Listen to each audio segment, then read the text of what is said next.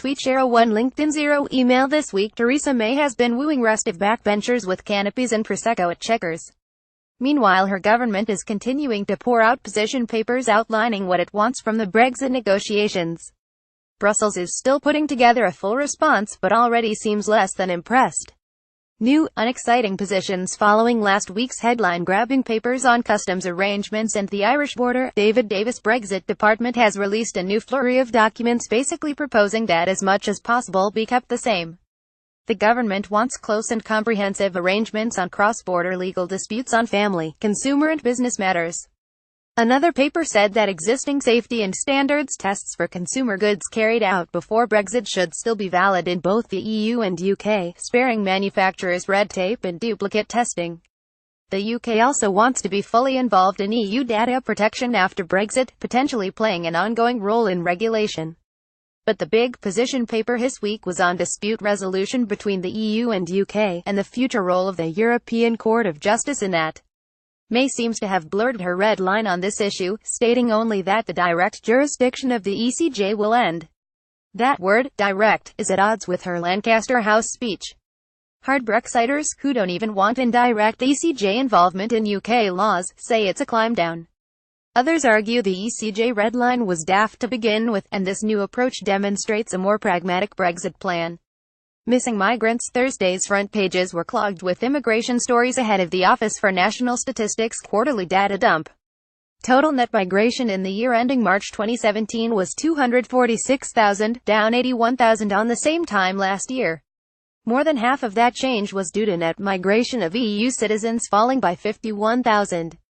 The implications of this Brexodus for the UK economy were hammered home in a report from the Food and Drink Federation, warning that a workforce shortage could leave a third of its businesses unviable. No doubt the Home Office accidentally informing 100 EU nationals they were being deported has done little to make Europeans feel welcome. But the big migration headline was that a new method of counting international students out of the country had revealed only 4,600 had overstayed their visa and 201,617 as opposed to the tens of thousands and industrial-scale abuse of the system picked up by Brexiters in previous figures. The economy. Employers' confidence has fallen again this month, with 31% now expecting the economy to worsen in the coming year.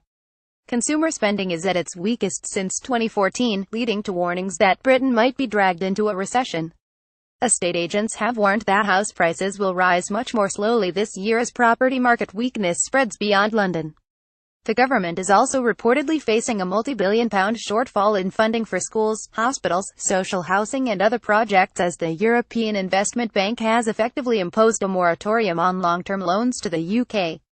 Meanwhile, the euro climbed to an 8-year high against the pound.